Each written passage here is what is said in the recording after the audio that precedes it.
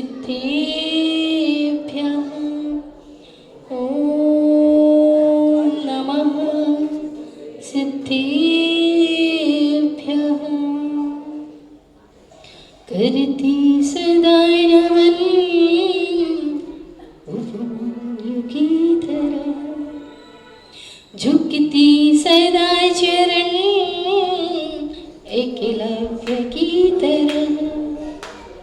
आशीष दो विनम्र गुरु तर जाऊं लोक से,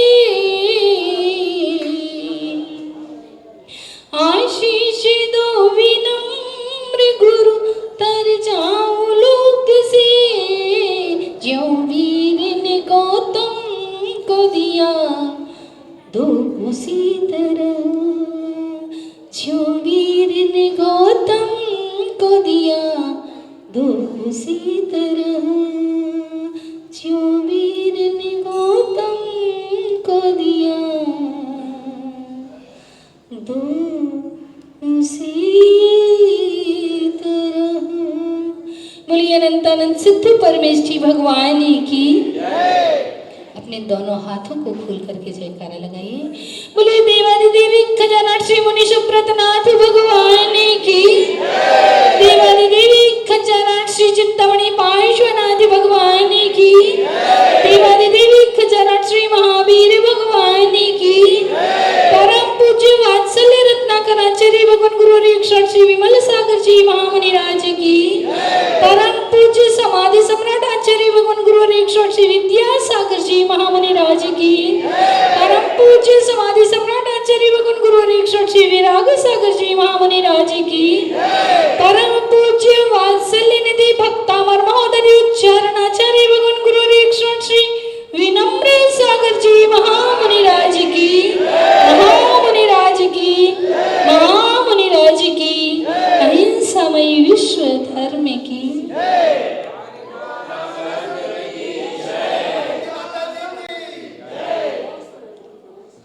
जहाँ पर सूर्य अपनी 12,000 किरणों को बिखेरता हुआ समस्त संसार को प्रकाशमान कर रहा हो, वहाँ पर कोई जुगनू अपना प्रकाश फैलाना ना चाहे तो हास्य का ही पात्र बनता है। वैसे ही हमारे समक्ष गंधर पीठ पर विराजमान पूज्य गुरुदेव नए न्याय सिद्धांत आगम तर्क अनुमान सभी चीज़ों के ज्ञाता ज्ञान के समुद्र विराजमान हैं। उनके सामने मैं कुछ कहने का प्रयास करूं तो हास्य का ही पात्र बनूंगी। लेकिन जैन दर्शन में निर्ग्रंथ गुरुओं ने, भगवान महावीर ने एक सूत्र कहा है, गुरु आज्ञा शिरोधार्य। उसी सूत्र को चरितार्थ करते हुए पूज्य गुरुदेव की आज्ञा हुई है कि मैं कुछ बोलूं तो गुरु के चरणों में रह कर के जो सीखा है समझा है जाना है उसको आपसे शेयर करना चाहूँगी। आपको जो अच्छा लगे तो आप ग्रहण कीजिए और गलत लगे खराब लगे तो यहीं छोड़ करके चली जाइए। मैं ज़्यादा नहीं बोलूँगी, ज़्यादा समय बर्बाद नहीं करूँगी। आज मैं कुछ बोलने से पहले पूज्य गुरुदेव का परिचय आपको सुनाती हूँ। गुरु के गीत की गीता में गाती गुनगुनाती हूँ, गुरु के गीत की गीता में गाती गुनगुनाती हूँ। गुरु की रीति से जीती ये जीवन को बिताती हूँ। गुरु की रीत है मुझ में, गुरु की प्रीति है मुझ में, गुरु की रीत है मुझ में, गुरु की प्रीति है मुझ में। गुरु की प्रीति का प्याला मैं पीती और पिलाती हूँ। गुरु की प्रीति का प्याला मैं पीती और पिलाती हूँ। गुरु के चरणों में रह करके यही जाना है कि ये अध्यात्म जगत के वो देदीप्यमान सूर्य हैं जो पूज्य विराग सागर रूपी उदयाचल से उदित हुए हैं। गुरुवर किसी के परिचय के मोहताज नहीं हुआ करते हैं।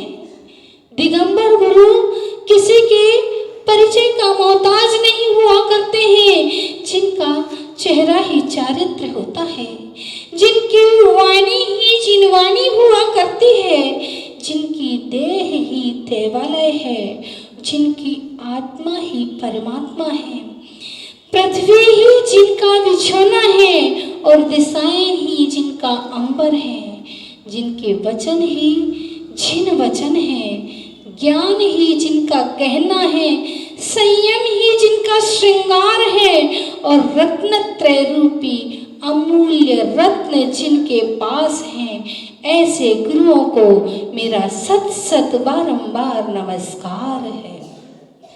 पूज्य गुरुदेव के बारे में क्या कहूँ। भिंड नगर में जिनका जन्म हुआ है, जो स्थान जिस स्थान को डाकुओं के नाम से जाना जाता है, भिंड मुरैना आदि डाकुओं के नाम से प्रसिद्ध है। और डाकू क्या करते हैं आपको मालूम है? क्या करते हैं? लूटपाट करते हैं। लूटपाट ही तो करते हैं। डाकुओं के प्रदेश में जन्मने वाले ये भी डाकू ही हैं। अब बताओ, डाकू कह दिया, माता जी क्या कह रही हो? अपने गुरु को डाकू? हाँ, ये डाकू ही हैं। ये हम सभी भक्तों के पाप कर्मों का, विषय कसायों का, हमारे अंदर जो भी गलत धारणाएं, गलत विचार और गलत आदतें पड़ी हुई हैं, उनकी लूटपाट किया करते हैं। ऐसे भिंड के नंदन, चंबल के चंदन, विराग के चिराग हमारे गुरुवर, जिन्होंने एम कॉम तक शिक्षा प्राप्त की और एम कॉम में डिस्ट्रिक्ट टॉप किया था। तर्क, सिद्धांत, आगम, अध्यात्म के ज्ञाता गुरुदेव हमारे बीच विराजमान है। एक छोटी सी, समय तो हो रहा है, पर एक छोटी सी गुरुदेव की आज्ञा हो तो छोटी सी कहानी वो आप लोगों ने सबने सुनी हुई है, सब जानते हैं, फिर भी कहना चाहती हूँ कि एक छोटा सा बच्चा था, अपनी माँ के साथ रहा करता था, बहुत गरीब था, इतना गरीब था, आपको बाद में सब पता चल जाएगा कि वो कौन था। इतना गरीब था कि उसके घर में खाने को कुछ भी नहीं था। उसकी माँ एक सेठ के घर में जाकर के भोजन बनाती थी और उसके द्वारा सेठ जी जो उसे देते थे, उससे वो अपना और अपने बेटे का उदर पोषण किया करते थे। अपने उस उदर पोषण से अपना जीवन यापन कर रही थी और वहीं पर एक दिन सेठ जी की यहाँ माँ ने खीर बनाई तो बच्चा कहने लगा कि माँ मुझे भी खीर खानी है। बच्चा कहने लगा माँ मुझे भी खीर खानी है। और सेठ जी के जो बच्चे थे वो उस बच्चे से द्वेष किया करते थे, तो उसने कहा नहीं, खीर तो हम खाएंगे, हमारे घर में खीर बनी है, तेरे पास क्या है जो तू खीर खाएगा। तो ऐसी बात उन बच्चों की सेठ जी ने सुन ली। तो सेठ जी ने बुला करके उसकी माँ को दूध दिया, चावल दिए और शक्कर भी दी कि जाओ बहन घर में बेटे को खीर बना करके खिला देना। माँ आती है और खीर बनाती है, खीर बना करके रख देती है और पानी भरने के लिए चली जाती है। पानी भरने के लिए जाती है और कहती है बेटा खीर खाना मत, पहले हम कोई भी दिगंबर मुनिराज आएंगे, उनको खीर खिलाएंगे, फिर हम लोग खीर खाएंगे। अब बच्चे को तो भूख लगी थी।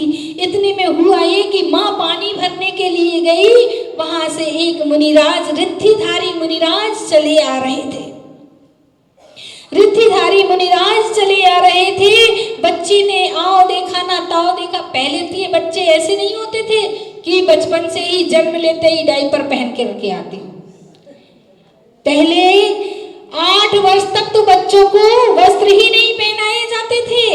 आप लोगों ने नाम सुना होगा जिनसेन आचार्य महाराज का आगर्भ दिगंबर, जो जन्म से ही 8 वर्ष तक तो वस्त्र नहीं पहने, वो 8 वर्ष में जिन्होंने दीक्षा धारण कर ली थी उनको आगर्भ दिगंबर कहते थे।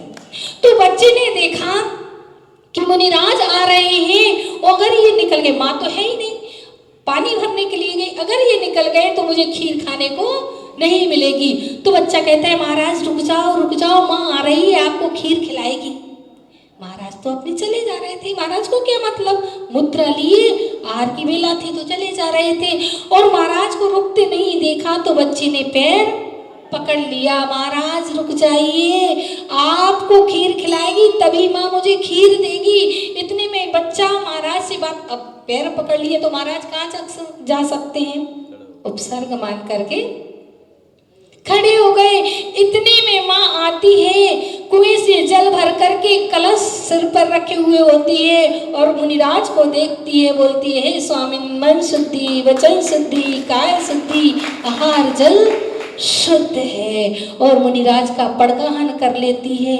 अब खीर तो थोड़ी सी थी, नवदा भक्ति पूर्वक मुनिराज को आहार देती है, खीर थोड़ी सी थी तो माँ ने खीर के कितने विभाग किए, 3, एक महाराज का, एक अपना और एक बेटे का। तो आहार में जब खीर दी तो महाराज ने वो उनके हिस्से, महाराज वाले हिस्से की खीर, कटोरे की खीर खत्म हो गई। उसको लगा कि महाराज ने खीर ले ली, उसने अपने हिस्से की खीर उठा करके महाराज को चलाने लगी। बालक खड़ा खड़ा देख रहा था, माँ और दो, माँ और दो, माँ और दो, मेरी तरफ से भी दो।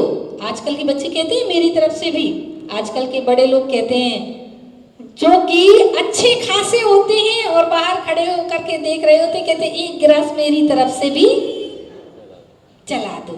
क्यों चला दो भैया, जब आप अच्छे खासे हैं, सांगो पांग हैं और आप आहार देने लायक हैं तो फिर आपकी तरफ से क्यों चला दो। जो देने का अधिकारी नहीं होता है वो अनुमोदना का अधिकारी होता है, और जो देने का अधिकारी होता है उसको तो देने से ही पुण्य प्राप्त होता है। बालक छोटा था इसलिए वो दे नहीं पा रहा था, इसलिए वो अनुमोदना कर रहा था। बालक कहता जा रहा है कि माँ और दो, माँ और दो, माँ देती जा रही है और माँ के मन में अब दूसरा कटोरा भी खत्म हो गया। अब माँ ने कहा कोई बात नहीं, बेटे को फिर बना करके खीर खिला दूंगी। लेकिन माँ ने तीसरा कटोरा भी उठा करके मुनिराज को चलाना शुरू कर दिया और मुनिराज को 1 चम्मच ही दिया था कि मुनिराज का उदर की पूर्ति हो जाती है और विधिवत निरंतर आहार कर कर मुनिराज वहां से चले जाते हैं। मुनिराज चले जाते हैं और मुनिराज की जाने के बाद माँ ने सबसे पहले बेटे को खीर खिलाई। कटोरे की खीर खत्म नहीं हुई, माँ ने स्वयं खीर खाई तब भी कटोरे की खीर खत्म नहीं हुई। माँ ने आस पड़ोस के सब लोगों को बुला करके खीर खिलाई, प्रसाद दिया, लेकिन उस दिन उस कटोरे की खीर खत्म नहीं हुई। आपको मालूम है क्यों नहीं हुई? वो मुनिराज अक्षीण महान सिद्धि के धारी मुनिराज थे कि जिनके उस दिन जिस चौके में आहार हो जाए, उस दिन उस चौके के आहार में अगर चक्रवर्ती का कटक भी आहार कर ले तो भोजन खत्म नहीं हुआ करता है। मेरे कहने का मतलब ये है कि जिस प्रकार वो रिद्धिधारी मुनिराज थे और उनके आने से घर का भोजन खत्म नहीं हुआ था, ऐसे ही वो रिद्धिधारी तो नहीं है, पर रिद्धिधारी मुनिराज के लघु नंदन हैं हमारे गुरुदेव कि जिनके पास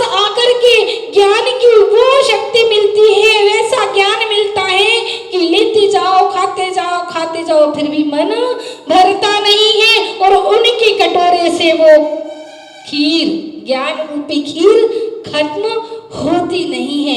आज हमें भी ऐसे ज्ञान की रिद्धि के धारी मुंडाज गुरुराज मिले हैं, क्यों ना हम इनके चरणों में बैठ करके उस ज्ञान को, कल पूज्य गुरुदेव कह रहे थे आप सब लोगों को ज्ञान तो है, क्योंकि बड़े गुरुदेव रहे हैं, ज्ञान सबको है। हमने कहा एक बात कहना भूल गए गुरुदेव, केवल ज्ञान की जरूरत है, केवल ज्ञान की जरूरत, ज्ञान तो है, केवल ज्ञान की जरूरत है। और वो केवल ज्ञान गुरुओं के चरणों में ही बैठ करके प्राप्त हो सकता है। हमारे गुरुदेव जिनके ऊपर सरस्वती की महत कृपा है, जिनकी लेखनी निरंतर चलती रहती है।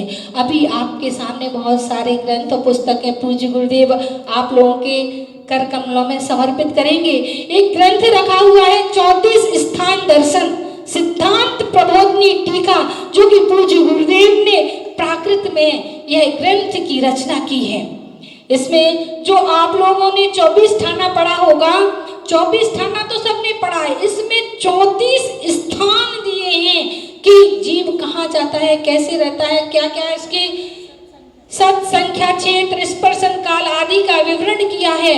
और ऊपर जो एक नीली पुस्तक दिखाई दे रही है, आप लोगों को मालूम होगा कि पूज्य गुरुदेव किस विषय में विशेष सिद्धि प्राप्त करते हैं। जीवन है पानी की बूंद। इस भजन को पूज्य गुरुदेव ने कोरोना काल में, जहां सब लोग यहाँ वहां त्राही मची हुई थी, पूज्य गुरुदेव ग्रंथों का अनुवाद करके और इस भजन के ऊपर पूज्य गुरुदेव ने उस कोरोना काल में लगभग 8000 छंदों की रचना की थी। ये ग्रंथ है जो कि लगभग 6 से 7000 छंद तो इसमें ही है। और निरंतर प्रतिदिन जो भी बोलते हैं नया छंद बना करके बोलते हैं, निरंतर लेखनी चलती जा रही है। और लेखनी गजल, भजन, मुक्तक, कविताएं, शेर आदि और एक और टीका तैयार हो रही है। आप लोग पूज्य गुरुदेव से ज्यादा परिचित नहीं है, पर मैं बताती हूँ, भक्तावर वाले बाबा के नाम से जाने जाते हैं। भक्तावर महोदधि की उपाधि जिनको विद्वानों ने दी है, उसी भक्तावर पर भक्ति प्रबोधनी टीका का लेखन कार्य चल रहा है। और पूज्य गुरुदेव के गुरुदेव आचार्य भगवान विराग सागर जी महाराज ने वारसानुपेक्षा पर जो टीका लिखी थी, उसका पूज्य गुरुदेव ने अंग्रेजी में अनुवाद करके उस ग्रंथ को तैयार किया है।